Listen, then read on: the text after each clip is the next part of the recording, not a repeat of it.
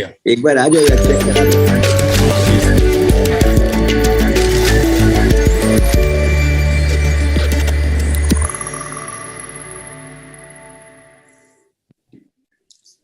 Namaskar and welcome on behalf of Heal Foundation and IHL. I am Shankar Raj, President of Delhi-based Heal Foundation, and with me is my co-host and senior journalist, Kishore Malviya. After a highly successful run last year, the informative Health4All show enters season 2, this time supported by IHL. We thank IHL for reposing faith in us on this important mission of spreading the right information on health and medicine to one and all. As usual, we would strive to maintain the high standards that we had set for ourselves in season 1. Now we start with a roundup video.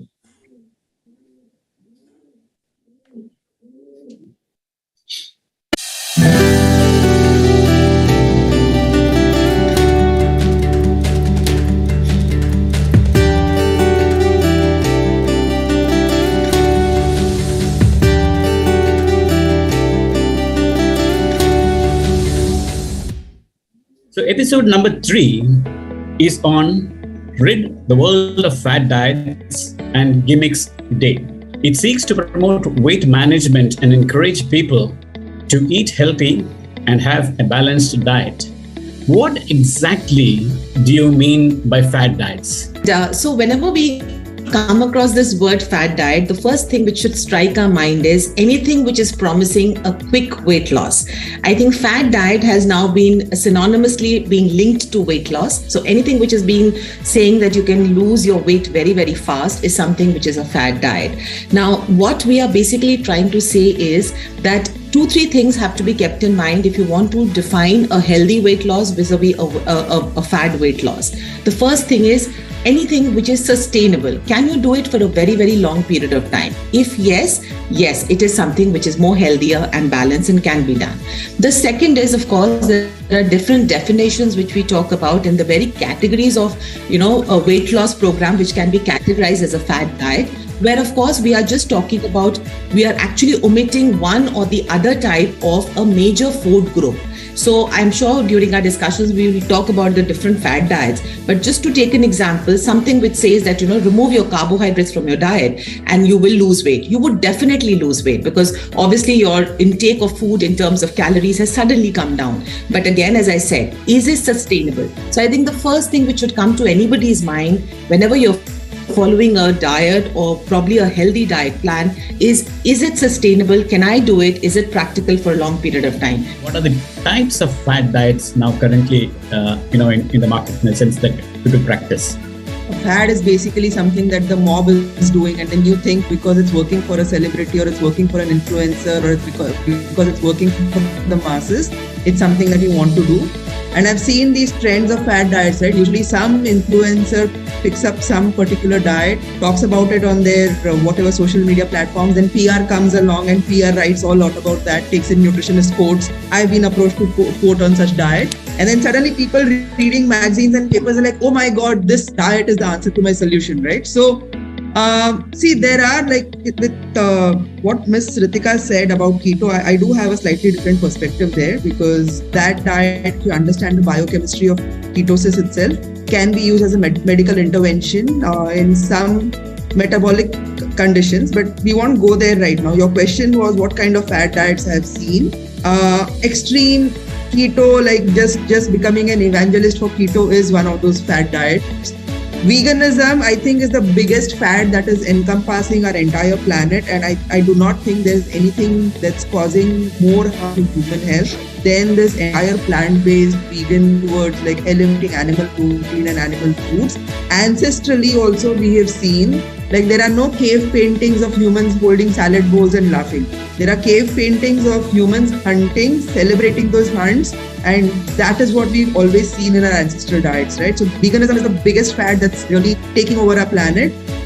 And then you have these, like the opposite of veganism is the carnivore, which is not keto, but rejecting anything plant-based, right? Like only eating animal source things. And then there are these small other things that come, the green juices, and then the fasting mimicking diet, and then the calorie in, calorie out, like the SICO model. See, anything that promises, that says like, here, this is all for all, just follow this and your life will be sorted, is a fad diet according to me. New diets are always popular because so many people want to lose weight suddenly. Why shouldn't someone get too excited about a new kind of magical solution for getting a perfect body? So because there are no shortcuts in life. Hamari generation, shortcut wali generation hai. We want everything just at the click. We do not want to put in the effort, and we believe, okay, it's a wedding coming. So for 1 month, let me follow a diet. So this lehenga will fit in, or I'll have a kamar or a waist of so-and-so size, and I'll be fine. There are others who don't want to work on their self. We also need to understand psychologically, weight gain can also be because of psychological reasons. Since you have low self-esteem issues, since you're someone who tends to worry a lot, you may be having underlying depressive features that makes you end up having craving for carbohydrates. You may also probably be into some wrong kind of a fashion, say anorexia nervosa. I mean, they're not fashions, but a lot of things start like this and they end up having clinical disorders in terms of anorexia nervosa, bulimia nervosa, where they would either not eat stuff, picking up a very restrictive kind of a diet and label it as a fashion, or they would, hog a lot and then will poop out after a while. And when they do that, their entire electrolyte balance goes for a toss. The laxatives that they use leads to n number of other problems. It is not just the digestive concerns, even the amniorrhea happens. Your blood hemoglobin levels goes down. There are deficiencies of your sodium, zinc and other, salts in your body. So it is never a very great idea, sir. And also, more importantly, when you're following this, what are you telling yourself? That my body, my appearance matters more than me. People will not accept me for who I am, but if I have to be accepted by my boyfriend, or I want to be popular, or I want to be famous or successful, I better carry a body. So we don't work on the real substance. It makes us so alienated from ourselves. There's a degree of self-hatred that we develop, dislike for ourselves. And remember, if you don't love yourself, forget it. Nobody on the earth can ever love you.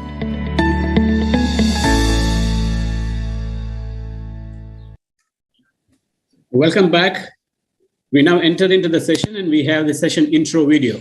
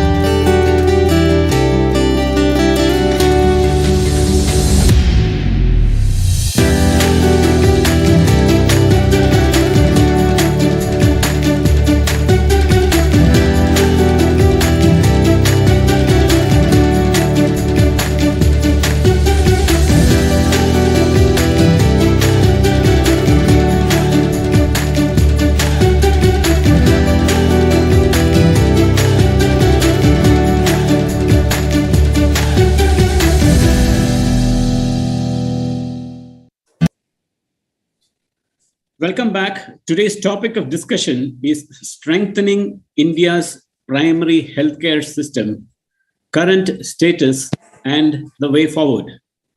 Primary health centers, PHCs, sometimes referred to as public health centers, are state-owned rural and urban healthcare facilities in India. They are part of the government-funded public health system and are the most basic units of the system.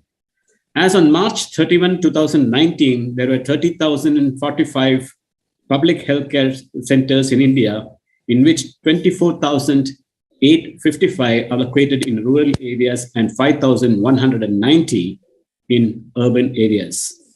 The ultimate goal of primary healthcare is the attainment of better health services for all. It is for this reason that the World Health Organization has identified 5 key elements to achieving this goal. Among this are reducing exclusion and social disparities in health, organizing health services around people's needs and expectations, and integrating health into all sectors. To speak on more on this topic, we have with us Dr. Vinay Agarwal, past National President, IMA, BC Roy Awardee. Welcome, Dr. Agarwal. Hi, good morning. Good morning. And joining us is also Dr. Sushil Kumar Vimal, Deputy Commissioner, National Urban Health Mission. And good morning, all. Good morning. And Professor Dr. J.A. Jayalal, Secretary General, Commonwealth Medical Association, and former National President, IMA. I'll start with you, Dr. Vinay Agarwal. What is the present status of primary healthcare centers in India? See, Mr. Shankar, it's a very good question. If we really see, and you rightly said that about more than 30,000 primary health centers are there, and every primary health center is connected with the 5 or 6 sub-centers. Now, when we talk about that approximately 25,000 primary health centers are in rural area and 5,000 in urban area. It is so divided that the states which are doing well, the primary health structure is doing well either. But the states which are not doing well, or initially we used to call them Bimaru states or otherwise, those states are still looking for a robust primary health center. Now that's the entire thing. It is primarily and more, it's an administrative issue than any other issue. So if you see the structure of Kerala, now Kerala has one of the best primary health structures in the country. It is not that funded state, but still the administrative this thing is that it has the best health indices as well as best primary health structure. You take the issue of Maharashtra, you have taken Gujarat, they also have a good primary health structure, even Tamil Nadu. But when you come down to Bihar, you come down to some eastern part of Uttar Pradesh, and still some of the states, you will find that the primary health sector is still wanting and still not working very well. Either doctors are posted, they are not there, or doctors are not posted. I personally feel this exactly is a administrative issue. You know what? We produce almost 1 lakh doctors per day. We have 1 million doctors in the country today. You apply for one post, more than 200 doctors apply for that, and against one vacancy. So doctors are there, but the structure of appointing them, sending them, retaining them is all what is in question. So that is what I say, that it's primary health structure. I personally feel, and I have always talked about, that is one of the best structures in India, but it is not very well managed. Yeah, I will draw your attention to Kerala, Tamil Nadu, Maharashtra, Gujarat, and then the Bimaru states. In these centers, you have no problem in doctors going to rural areas and working. But why are doctors reluctant to go and work in the Bimaru states? Is it because of social security, or is it because of other issues? What is the issue actually? It is all these issues which you have mentioned. Social security is one of the issues. Like if you take about 10 years back, what Bihar was, 51 doctors were abducted from primary health centers. They don't want doctors to come because the other goons, they are running those primary health centers. Number 2, the medicines are not there. Facilities are not there. The transport system is not there. For doctors, children, schools are not there. So facilities are not there. Their houses are not there. So, and those are the things which are, restricting doctors to go there. So what happens is when you create a vacancy, and suppose you have advertised for 20 primary health centers doctors, it takes 6 to 8 months to appoint them. When they go there, they don't find anything. So they use their contacts, and they get them posted to the community health center or the district hospital. So still those vacancies are left. If government is very, very keen, and like this government, I appreciate that, but unfortunately the health is a state subject. So unless you improve the facility, I will give you one example. There was one Dr. Mr. Mishra, who came as a health minister in Bihar. Believe me, in 5 years, he changed the entire system. But again, it has come down to the same situation. So administrative fallacies or administrative will is irresponsible. And what you rightly said is the social security is not there, social things are not there, medicines are not there, even buildings are not there. Those buildings are even used for keeping their pets, keeping this thing. So this is a kind of a thing which bothers. So basically, we need to create an environment for the doctors to work there. Then only we will. Exactly. I come back to you, Dr. Now I go on to Dr. Sushil Kumar. Sir, you are the Deputy Commissioner of the National Urban Mission, or the NUHM. Yes. Which aims to improve the health status of urban population in general, but particularly of the poor and the disadvantaged sections. Can you elaborate on this? I want to discuss the NHM, basically, National Health Mission, which was started in 2005 with an aim and mission to cater the rural population, because the lack of infrastructure is there, lack of doctors, lack of drugs in the rural areas. After that, it was felt that the urban poor, slum dwellers, they are also deprived of medical facilities. So in 2013-14, NUHM National Urban Health Mission came in the picture, or came in the light. So it provides basically promotive, preventive, curative, rehabilitative, as well as palliative services in urban areas. And the basic idea is to cater as a whole population, but our aim is more focus on vulnerable, poor, slum dwellers, rickshaw pullers, and all vulnerable, socially vulnerable, economic vulnerable population through our urban PSCs. As you said that right now we have 5,500 urban PSCs and some 200 CSCs. So here we have the doctors, we have the drugs, we have the diagnostics, and referral system to the higher centers like district hospitals, medical colleges, and all. So there is one concept. And we also working the community level through MAS, Mahila Arogya Samitis. Mahila Arogya Samitis are basically a group of 10 to 12 women in a local community, which basically do the function of awareness generation, mobilization, community mobilization, and make the awareness about the diseases like tuberculosis, NCDs, hypertension, diabetes. They also they also do this line listing or do the surveys in the community level. They go to the families, they take the history, like if you have any hypertension or diabetes or any normal cancers like oral cancers, breast cancers, cervical cancers. They do the screening and they form the fill. We call it CBAC form.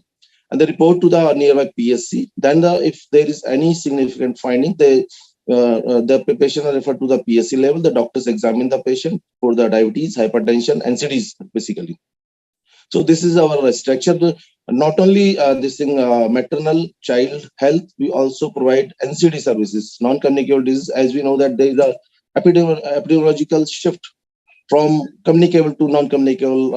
We can have the evidences from the 2000 onward that there's the increase or rise in the NCDs, like hypertension, diabetes, and common cancers. So we are on the dual burden, like communicable diseases are still there, diarrhea, pneumonias, and all. But the NCDs are also increasing, even in the young people. So this is a dual burden, and we are in UPSCs and CSCs, we are dealing with this dual burden. Now I'll draw your attention to another. There is a lot of there's massive migration from rural areas to urban areas in search of livelihood, and there has been a spurt of ballooning of slums in urban areas. This has become a major health concern also. And does the role of NUHM, what exactly do you do when these populations rise and you have a lot of mental issues there, and you have issues concerning migration also. How exactly does the organization play a role in this? Yeah, this is, you rightly said, there is the migration in the urban area, and this is a big issue, and this is an issue of concern in the urban area, the migration, and because of that, there is the rise of the swelling of the slum areas. And in the slums, you very well know that there is the prevalence of tuberculosis, prevalence of communicable diseases, prevalence of non-communicable diseases. So for that, NUHM specifically identify these areas, migratory areas, and the slum areas, and this different kind of communities, and our mass workers or ASHA workers and the ANMs, they go into the community level and they try to identify the things, what are the main problem are prevalent there. Then they diagnose, they cater the population like immunization. They go to the community, immunize the children, immunize the mothers that were migrating from other states. And in case of NCDs, as I just said, they just try to diagnose the cases and mobilize them to the health facilities. So these are the basically we are doing in the community level also. So in case what happens is you have a lot of data regarding all these issues in slum areas. So if I would ask you, what are the major concerns, diseases that are prevalent in these slum areas in urban scenario, what would you say? As I said, that there is a prevalence of communicable disease like tuberculosis. It's very high. If you talk about these children, the diarrheas, then the communicable disease like other pneumonias. It's very also common because there the ventilation is not there. And we talk about the NCDs, there is a high NCD, diabetes, hypertension, cancers, common cancers. They are very, very high in these slum areas. So this tuberculosis is the follow-up very good because you need a long-term follow-up so far as TB is concerned in slum areas. Especially people have a habit that once you feel well, that you are all right. But in TB, you need to follow up, have medicines for a long time. So is this a concern? Yeah. Basically, right now, as you must be knowing, our Honorable Prime Minister have launched a program to eliminate the tuberculosis by 2025. So we're doing slums areas, not only slums areas, the whole area, and we just try to identify, line listing the tuberculosis patient, and we have the track on the patient, and through the ASHA worker, through the mass, and we all try to do the compliance for better compliance. We always try to follow the case. And one thing I would like to mention here that initially our UPSCs were not the microscopy centers. So with the collaboration of our National Tuberculosis Division, we try to make all the UPSCs as the microscopy center and availability of drugs ensured. And doctors and other paramedical staff are trained in tuberculosis identification and the treatment.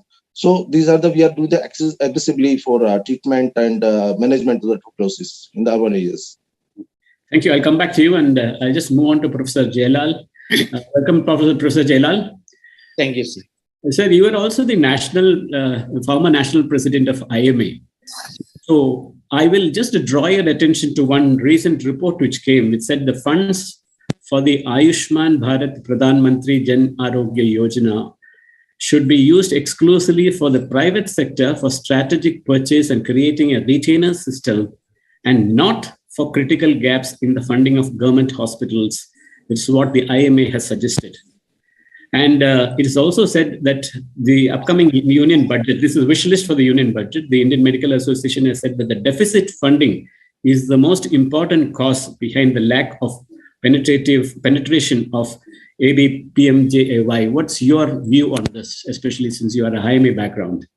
Yeah, I fully stand by the statement because we are making.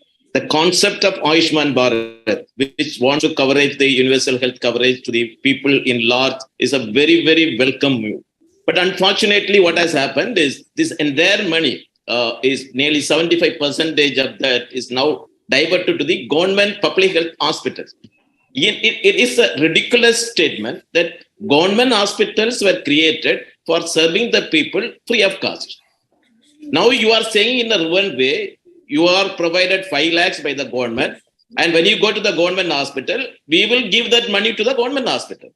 And I do not understand what is this purpose of this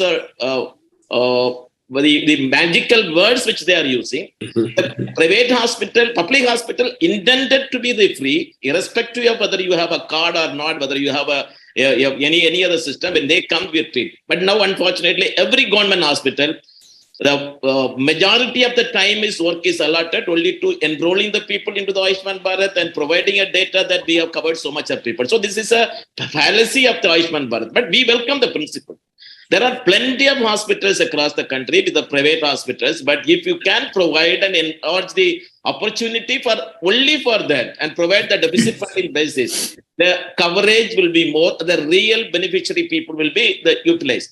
And the second problem was that even the funding, when you are talking about the National Health Policy in 2017 says that 2/3 of the funding should go to the primary health care. But if you see the majority of the budget allocation, which is very, very meager in any of the developing country or the developed country, we are sending around only 1% of the GDP, which we need at least minimum 2.5 to 3% of GDP for the health budget. Even among that 1% of the GDP, the majority of the fund is going for the Ayush, not Ayushman Bharat, I'm not talking, it's the Ayush type, but which 20% of the people are getting, 80% of the people are getting modern medicine. The fund allotment is inadequate for that. And even in the fund allotment, they are going to put the fund for AIMS institution or the bigger institution and the higher centers. They are getting a MRI, you are getting everything for that. That is good. But never, as per the policy, 2/3 of the fund is not going to the primary health care.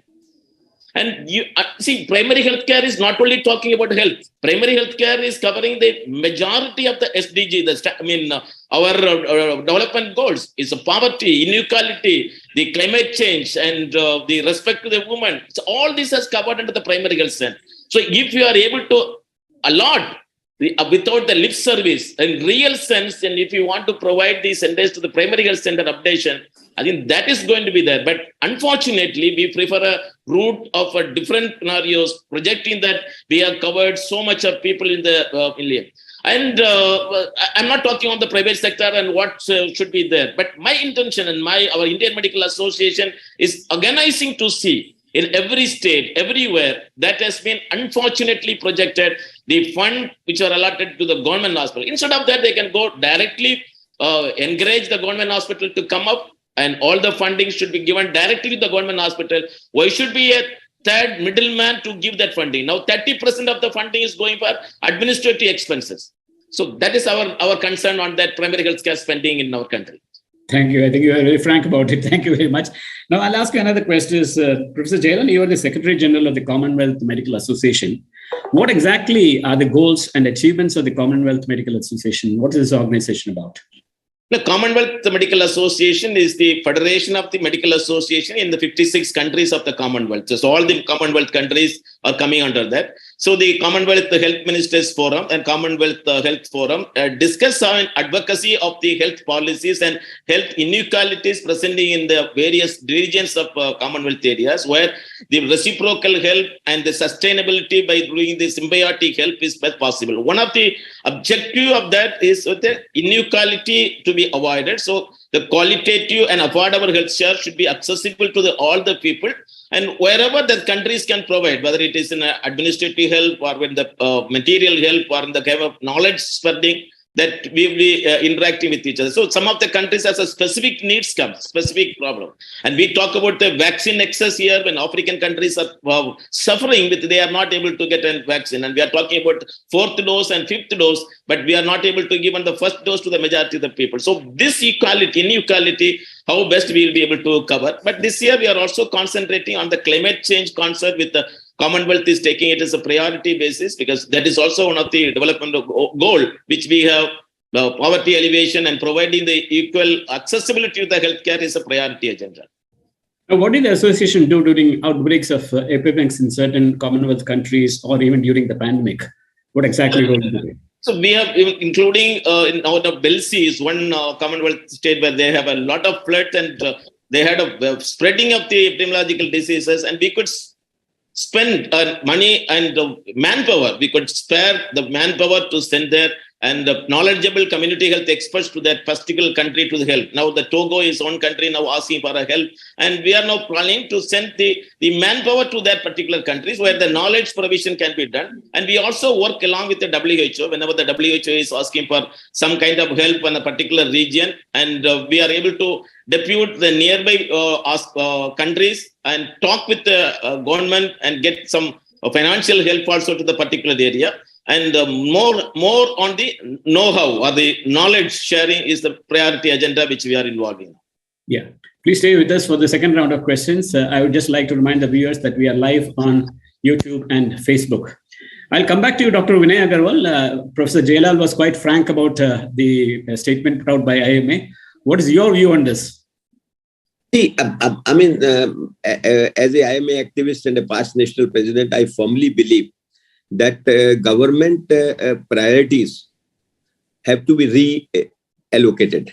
Now, unfortunately, the funds which they, number one is it is 1.1% of the GDP which they spend on the government sector, and particularly primary health sector hardly gets about 15 to 20% of that. Now, even that amount is invariably diverted to either the district hospital. Some of the time political considerations are there that money also is diverted. Now, why it is that after almost about 75 years that we are still looking for a robust primary health system? Now, we have all about 30,000 primary health centers. Can't we 30 or 40,000 primary health centers can give the best possible health care to the poor? Now, since the 25,000 primary health centers are in the poor, in the rural area, and rather you can say the needy area. Now, those primary health centers, government should not spend much money on the, I say super specialty centers and others. Rather, its main consideration should be the primary health center, sub-centers. And doctors are available they have to only provide facilities. They have to properly use the fund which has been allocated for that. And that has been actually the concern of the Indian Medical Association. We want that this deficit funding should be taken care. We also want that the government should exactly totally diversification is there. Since a narration has been made that doctors are not going to the primary health center. Unfortunately, we have enough doctors. Doctors are looking for jobs. They want to go. You can't say that daily wage a doctor can go to a distant urban primary health center. Why can't you give regular doctors? Why can't you make incentives to them to go to those centers? Make that center good, to provide facilities. What a doctor wants? Doctor wants a small area where he can stay. Doctor wants medicines to be given to the patient. What doctors want? He wants that he can reach to that primary health center. He have conveyance where he can go to the sub-centers. But government is not thinking about it. Rather, a narrative has been made that doctors are not going to the villages. And this is what is responsible for this government to think of integrated system of medicine. What they are doing is sub-centers, they are reallocating to the, all specialties or mixing of, rather you can call it mixopathy. They will train those persons and they will send them to the sub-centers and call them wellness centers. Now, I'm sure Indian Medical Association is concerned about it. As far as our constitution is concerned, poor also has a right to health, as urban areas are there. If a person who can pay have a right to health, why can't the government provide those facilities to the poor persons? And it hardly costs. You find if you find the diversification of even the illnesses, some kind of a funding, some kind of a facilities that can really improve the health of those poor patients or the villagers or the tribal area persons. So we have always been talking, IMA has always been concerned about the sub-centers which are there in tribal areas, which are there in far areas, which are there where facilities are not there. And our main intention is to provide concerns or to give our concerns to the government so that those things are. Even Indian Medical Association started a program, Aao Gaon Chale. We have adopted about 400, 500 villages. Our doctors are going, when our doctors are going to those places, on a fortnightly basis or a weekly basis or a monthly basis? Why can't government can provide that? That is our concern. Fine. I'll come to you, Dr. Sushil Kumar. My question to you is NHM, are you using technology in order to monitor the outbreak of communicable diseases and other areas so that you have better control over this? And second is, do you have any sort of a public-private partnership since your burden is quite high? As in the technology, yes, obviously we are using the technology in urban areas. Not only urban areas, we at NHM, whatever facility is there, because our aim is, even the National Health Policy 2017 advocates that two-thirds of the funds should be dedicated for the primary health care, so that we can ease the burden out at the secondary and tertiary level. So we are focusing on primary health care more, and all the modern diagnostics at the PSC level, UPSC level, all the biochemistry, pathological, all tests are being done. Even X-ray, ultrasound machines are also available at the UPSC and PSC level, CSC level also. And the second question is your private partnership regarding. So we have the multiple partners, national, international, UNICEF, WHO. We all are doing work in the urban areas and rural areas, and like in the tuberculosis, Find is working in the tuberculosis, in leprosy, in NCDs. Yes, we have the partners, but they are the supporting partners, not actually the PPP mode, but they are the supporting government of India, states in healthcare system. So you're of course having this partnership along, and recently the Prime Minister, not recently, sometime back, the Prime Minister had announced that there would be these wellness centers. So what is the status of these wellness centers in urban slum areas? Yeah, basically the first concept was the Ayushman Bharat, in which we have to supposed to create the 1.5 lakhs of health and wellness centers. Then after came 15th Finance Commission and PM Abhi, Prime Minister Ayushman Bharat Health Infrastructure Mission, in which we have to create the health and wellness centers. So we are monitoring in the urban areas, and most of the states have started working on health and wellness centers. In Odisha and some other states, they have they're working with the medical officers. The one medical officer is there, staff nurse, and other paramedical staff. So in many states, they have started working, and they are actually running very well successfully. And they are the population around 15 to 20,000 population, and have all the drugs and diagnostic facilities with referral facility also to the PSC and all. So they are running successfully, and we are expecting that in the coming July or August, we'll get our target. Thank you. That's a good news. Of course. Please stay back for the second round of question. Professor Jayalal, one of the major concerns is that, as what Dr. Vinay Agarwal had raised, that doctors are very reluctant to go to rural areas because of the environment in which they have to live. I completely agree with that. But in states like Kerala, in Tamil Nadu and all, there is no such thing, because Kerala is an entire village. Tamil Nadu, the communications are good. But in areas, Bimaro states, where you have this problem, why can't technology be used to monitor the health of the rural population? Now you have countries where you can monitor the health of people sitting miles away. So why can't technologies be used in primary healthcare centers? Yeah, in principle, I agree for that. But the original statement which you have made, that doctors are not going to the rural area, is an absolutely obnoxious statement. Remember, and if the central government can take a survey, how many states has called for annual recruitment of doctors, including Tamil Nadu, including Kerala? Last 4 years, there is no annual TNPSCs there. UPSC exams conducted much earlier, still the results to be applied. Himachal Pradesh and other states will call for ad hoc doctors for 11 months for 16,000 rupees salary. And if let the governments come out and say that annually we are calling for our doctors to come to the village areas, and if there is some doctors are not coming, then the government should say there is no doctors. 2 years back, when I was the national president, we are given the 2,000 young doctors in their address with a declaration form stating that we are willing to work in any areas of this country, provided the government gives an adequate salary for us. And that list of doctors with their sweared offered confirmation letter we are given. but no response from the government is coming. We remember we have 30,000 primary health center, but annual outcome for the doctors is 1 lakh doctors coming out of 625 modern medical colleges, and 52,000 Ayush doctors are coming out of 911 Ayush colleges. That means 1,50,000 doctors are coming out annually. If the government is willing and giving adequate salary and adequate comfort to the doctors will be going there. But even if there is a medical colleges are concerned, there is no skewed distribution. Tamil Nadu has 67 medical college, Maharashtra has 65 medical college, and the rest of the countries are having the less medical colleges where they're skewing.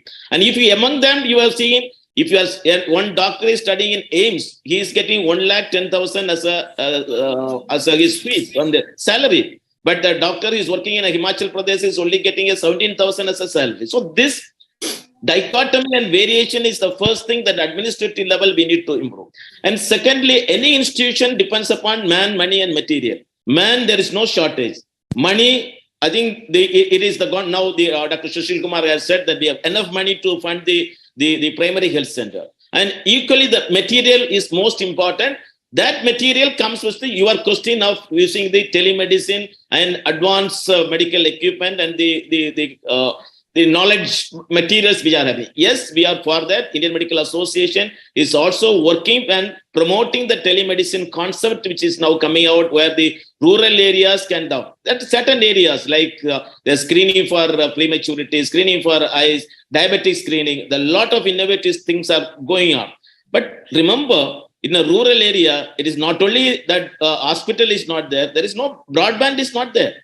Internet connection is not there. Electricity is not there. And how do you are going to make these materials to work there? And if there is an incontinuity, if you are not getting the data back, and it is not going to be of any use for that. So though we have the enough knowledge on that, enough manpower on that, see, the infrastructure has to be developed on that. So for that, health should become a fundamental right of an individual. Health should become the fundamental, the government responsibility to provide the health. When you call something as a fundamental, the onerous responsibility falls on the government. But that is not happening. That is the big problem which we are facing today in the primary health care. See, I myself and Dr. Vinay Agarwal has a rich experience in Sri Lanka. We have gone many times to Sri Lanka to see the primary health care. The infant mortality rate, maternal mortality rate is much less than even Kerala. That means their primary health care is robust. They have a very, very phenomenal primary health care system. And only when we bring that such a primary health care system in full comprehension, that we will be able to reach out to the village. But otherwise, it will not be possible. Even the technology cannot penetrate the walls of the rural areas. But poor doctors are willing to go. You rightly said, actually what happens is, where there is a will, there is a way. Now you have doctors, you have money, and as you rightly said, you need infrastructure to be built up. I think that is exactly what is lacking. Now I'll ask another question to Dr. Vinay Agarwal, is that do you think that time has come to both to Vinay Agarwal and also to Jayalal, time has come to revamp the PHCs? I personally feel that time definitely has come to really think about that what kind of a infrastructure we require. You really rightly talked about that we have technology today. Now, can we manage those sub-centers with primary health centers, or we can manage primary health centers through CSCs? Now, if that kind of a system is available, and Dr. Jayalal has rightly said that you need facilities. You don't have a electricity there. You don't have broadband there. You don't have internet there. Now, if those facilities are being provided, a lot of aid can be given to those persons. Today, you really don't need a presence of a doctor to see a patient. If an X-ray can be shown, if a ECG can be shown, if things can be shown through telemedicine, consultations can be taken, referrals can be made. I think that can be done. So really, if I personally feel government has to really think in these lines and do some corrections as far as the system is concerned. Thank you. I'll now hand over the platform to my co-host Kishore Malviya for the round of questions in Hindi. I would like to... Thank you, sir. Thank you. Yeah. I would like to comment on Dr. Vinay Agarwal's statement. And you said that there's a Actually, we are revamping, or we are restructuring our PSCs and UPSCs. Initially, we are used to provide the 6 kind of services like MCH, child immunization and all. But 18 onwards, we have started giving the 6 further services like ENT, ophtha, emergency, palliative services, and all NCD related services. So we are already providing 12 packages of services at the PSC and UPSC level. So I think our PSC, CSC, and UPSCs, they are working very well, and the data shows that there is improvement in the indicators, health indicators of the national level as well as state level. Yeah, Kishore. Thank you, sir. Dr. Vinay Agarwal, जैसा कि अभी आपने भी कहा और बातचीत हुई कि डॉक्टरों की कमी है, लेकिन जिन राज्यों का आपने जिक्र किया कि वो थोड़े बेहतर हैं, वहां भी specialist doctor primary health centre में नहीं है, कम्युनिटी हेल्थ सेंटर में। अभी एक रिपोर्ट भी आई है, इसमें कहा गया है कि स्पेशलिस्ट डॉक्टर की कम्युनिटी हेल्थ सेंटर्स में 80% शॉर्टफॉल है। इसे कैसे दूर किया जा सकता है? देखिए, नंबर 1 किशोर भाई, एक तो डॉक्टर्स की कमी नहीं है, number 1. It is a administrative issue that doctors are there. Some of the doctors are unemployed for say few posts, multiples of hundreds doctors apply for that. That is number 1. Number 2, as far as आपने कहा कि CSCs में specialist नहीं है, again it is an administrative issue.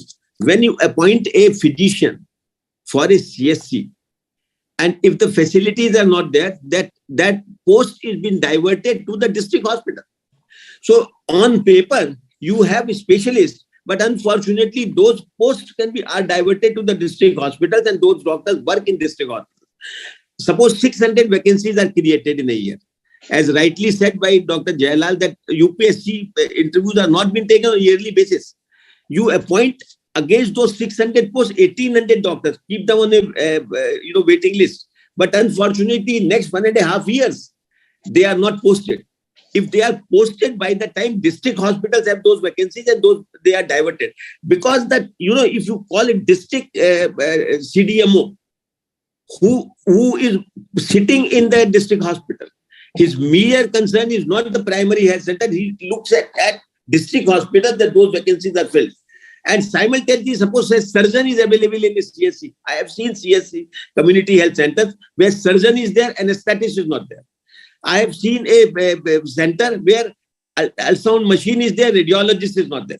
I have seen there that you have equipment, you have a microscope, pathologist is not there. There is no connectivity that somebody can take those blood samples and can be sent somewhere else. So reality is this, and particularly I will say the journalists like you who have a record of investigating journalism, if you really go and see that 25 to 30% sub-centers or primary health centers are looking for facilities. Those facilities are being diverted. Or if a CDMO is not thinking about that, suppose I agree that a district hospital has a surgeon or an anesthetist. I don't want a 6 days doctor in a CSC at the moment. Suppose they post it on Wednesday or Friday. Suppose they post it on Monday or Thursday, and see that those facilities are available. CSC will improve. And that is my concern, that attention of the government or the district administration or the state administration has to be there to improve those facilities.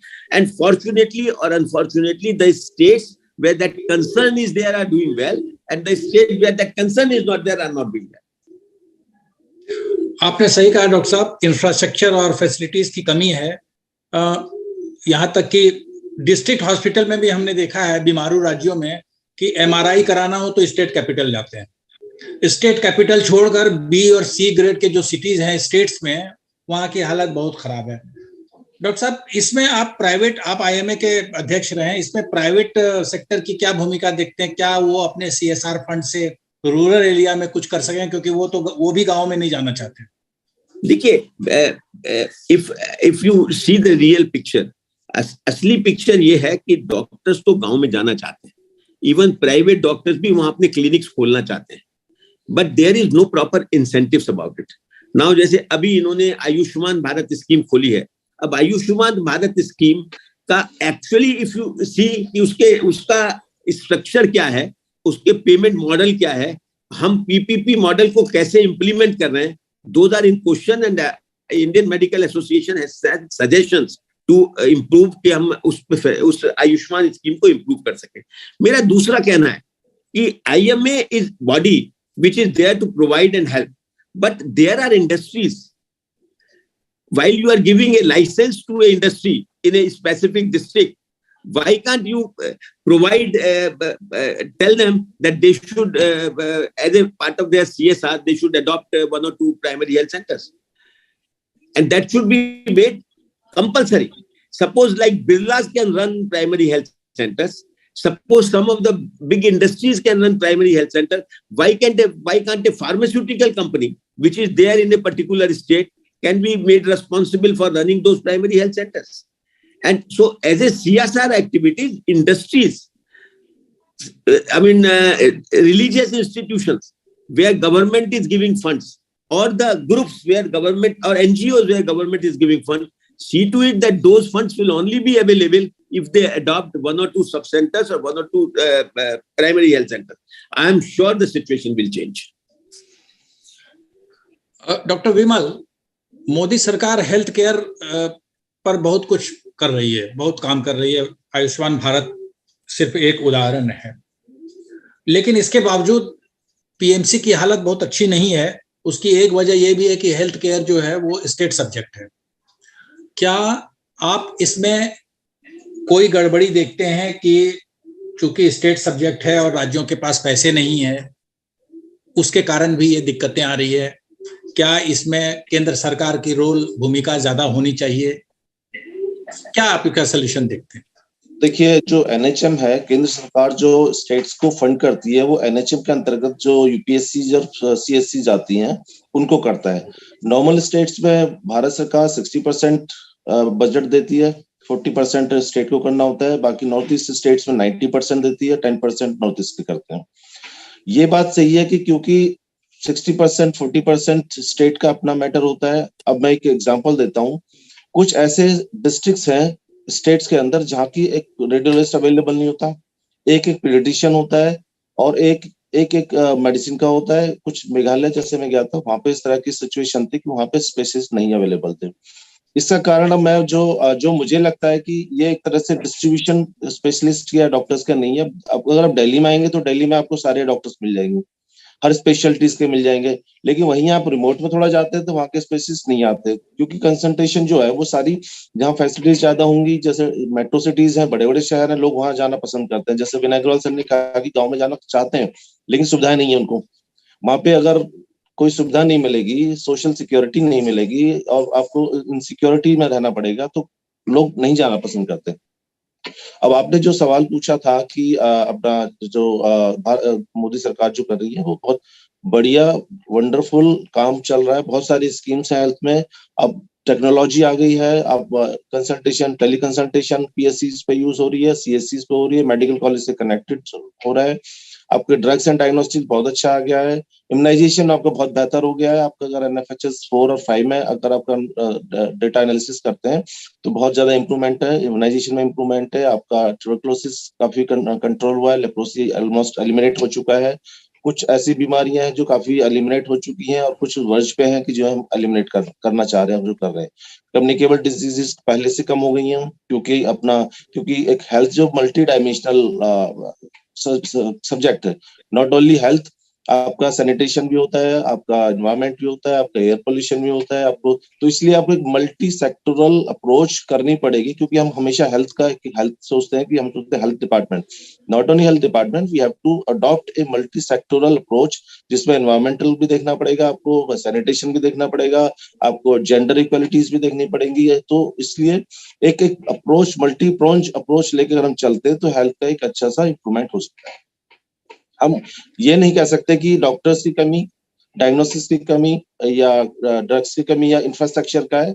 हमको एक comprehensive सोच लेके चलना पड़ेगा। और जो ministry of health Bharat सरकार जो सोच के चल रही है आज, मल्टी डायमेंशनल इंटीग्रेशंस बाकी मिनिस्ट्रियों के साथ में चल रहा है, और उसी अप्रोच के साथ एक कॉम्प्रिहेंसिव और इंटीग्रेटेड अप्रोच के साथ भारत सरकार चल रही है, जिससे कि एक अच्छा सा एक समाज या एक अच्छा स्वस्थ समाज डेवलप किया जा सके।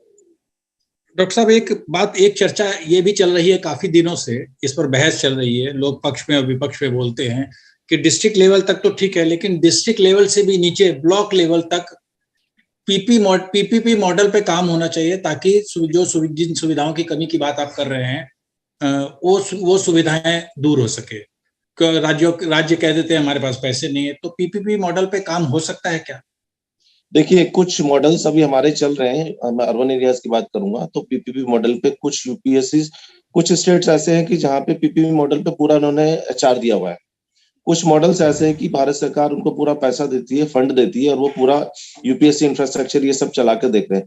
तो ये सारे पायलट बेसिस पे चल रहे हैं। अगर ये कामयाब होते हैं, सक्सेसफुल होते हैं, तो डेफिनेटली सरकार इसके बारे में सोचेगी कि चलता है। लेकिन अभी ट्रायल पायलट बेसिस पे है और अभी प्रिमेटिव स्टेज पे है कि कहीं पे अपना जहाँ हाई एंड डायग्नोस्टिक्स होता है वो पीपीपी मॉडल पे दे रखे हैं, कहीं पे एचआर को पीपीपी मॉडल पे दे रखा है, कहीं पे इंफ्रास्ट्रक्चर को दे रखा है, कहीं पे ड्रग्स का दे रखा है।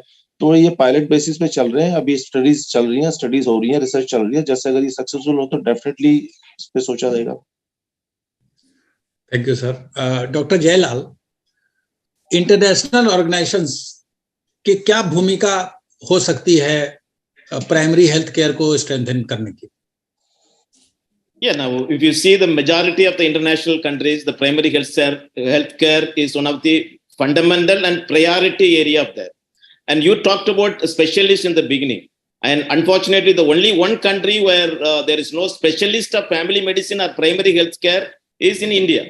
And though we agree, the Medical Council of India and the NMC has agreed MD family medicine or MD primary health care. There is no state, there is only 1-2 medical colleges doing this specialist. The reason is we have 625 medical colleges, but none of the medical college has a department of family medicine, department of primary health care. As a medical student goes through the medical colleges and he understands the various departments, surgery, medicine, gynecology, and he tries to get the postgraduate specialization in that department.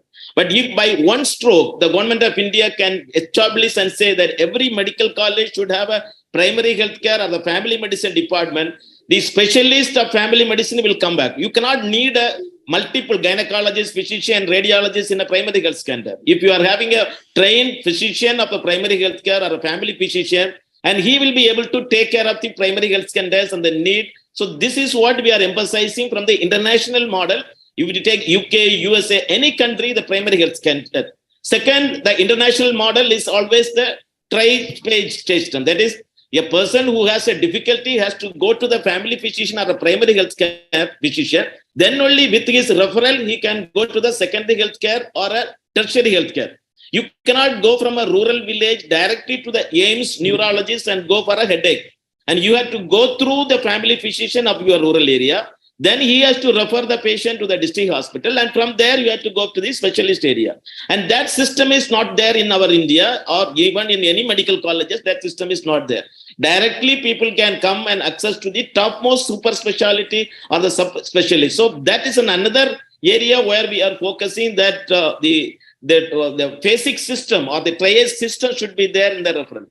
The third most important is the budget allocation. If you see any international area where there is a health has become an important and activated one, or the health is achievable one, in all those countries, the budget health allocation is very high. The US spend nearly 12% of the GDP for the health. The UK spend nearly 8 to 9% for the health. But India is spending only 1% over our GDP for the health. You talk about so much of things, providing something to the PSC, something to the health center. If there is no fund, nothing can happen. You can't say that beg for the CSR fund. Government should allocate at least 2.5% of the GDP to the people, and then it will be there. The fourth, what we talk about internationally is a primary health care, is a comprehensive health care. It is not just a health. It is not just providing you the cure from your fever. It is health is a subject of not just absence of disease, but it is a physical, mental, social well-being. The role of comprehensive health care is not only talking about giving a paracetamol tablet, but giving is education, is equality, is poverty elevation. All that fundamental work has to the social well-being of the patient. So in an international perspective, the health what we are looking forward is a comprehensive health that is also an objective of the primary health care center, that we should be able to provide that. So then finally, what internationally, what we are doing, mutually helping each other. India is one country where we are producing a lot of vaccine, but thanks to our Honorable Prime Minister, he could give nearly 120 countries free of cost this vaccine. So that kind of mutually helping each other, mutually supporting each other, where one area you are strong and another area you are weak, and we should reciprocally support each other and enhance the growth has to be there. And we should also provide an opportunity to look India. Now India is in a level not only able to give the healthcare needs of India. We are producing 150,000 doctors where we will be able to provide the health to the international area. Now, still we are talking about our rural India, but there are so much of international countries that needs doctors to come. India has the capacity to provide, and I believe the primary health care, the concept should think into terms of the universal dimension, cutting across the barriers, cutting across our physical, geographical burdens which we are facing. Dr. Saab, you said about budget. अभी 2 दिन के बाद budget पेश हो रहा है India का. What is your specific expectation regarding healthcare? No, healthcare, our specific and long pending demand is the allocation of the budget and the share which we are getting for the health. And second is, even among the health share, if you are giving 1% of the share, it should be go in a prorative basis for the system which is utilizing. Unfortunately, if you see India, 80 to 90% of the healthcare needs are met by the modern medical person. Only 10% of the healthcare needs are met by the Ayush departments. But unfortunately, if you see the budget allocation, this 1%, 80% goes to Ayush, only 10% comes to the modern medicine. If you see, research is one of the fundamental in the health. But ICMR, for the last 2 years, no fund is allotted for the ICMR, Indian Council of Medical Research. No allocation of the budget for that. So that should be there. And we should also ensure that which we have given in a very, very long statements to the government of India, what are the areas to consider. You should feel like motivating the doctors. Doctors are also human beings. We also want security. We also want the social enhancement. If you see then the COVID, there is 2,000 doctors that died on the front, but no compensation, no support, no care for this. The COVID warriors are there. So all this we are taking up that the government should have, like what they are discussing with the multinational companies and the very, very big corporates. They should have a closed door interaction with the health people before finalizing the budget, allocate fund to the people so that it is reaching to the people in an adequate way. The modern medicine, which is doing so much of human service, the fund should be allotted to that. Equally, we want the other system to be promoted. We are not against any system of medicine because we want that. We want that other system to grow. But that should be done without losing identity of each system. And that is all our concept which we are asking for the government to do. Dr. Vinay, आपसे finance minister पूछे तो आपका क्या एक line में होगा expectation? My simple, suggestion to the finance minister, which हमने जो IMA के थ्रू भी दिया है कि 1% से GDP का एटलीस्ट शुरू में उसको 2.5 कर दिया जाए. अगर GDP का आप फंड एलोकेशन नहीं करेंगे तो प्राइमरी हेल्थ और उसमें भी उसका बड़ा भाग जो है वो प्राइमरी स्ट्रक्चर को दिया जाए, then to the super specialist hospital or the other facilities. Doctor Vimal, आपकी क्या उम्मीद है, आपका क्या सुझाव है? देखिए, being a part of government, I cannot say or comment on this statement. Thank you, sir. Thank you. आप सभी हमारे शो में. Just one more comment which we are consistently making to the Honorable Prime Minister and the Honorable Budget Finance Minister is, please create a system of Indian medical service. Put on the doctors trained in administrative service in deciding in the healthcare importance and healthcare policies of our country. It is not just an IAS or IPS is doing that, but the person with a medical background or MBBS graduate should undergo the administrative training, and Indian medical service cadet should be created. If at all we are really interested to understand the primary healthcare nouns and verbs and create to that, we need Indian medical service people to be there to plan, forecast, decide and implement the healthcare needs of our country. Thank you doctors कि आप सब शामिल हुए हमारे show में. बहुत बहुत शुक्रिया. हील फाउंडेशन के शो में सपोर्टेड बाय IHL अगले वीक हम फिर मिलेंगे और चर्चा करेंगे एक नए विषय पे, कुछ नए विशेषज्ञों के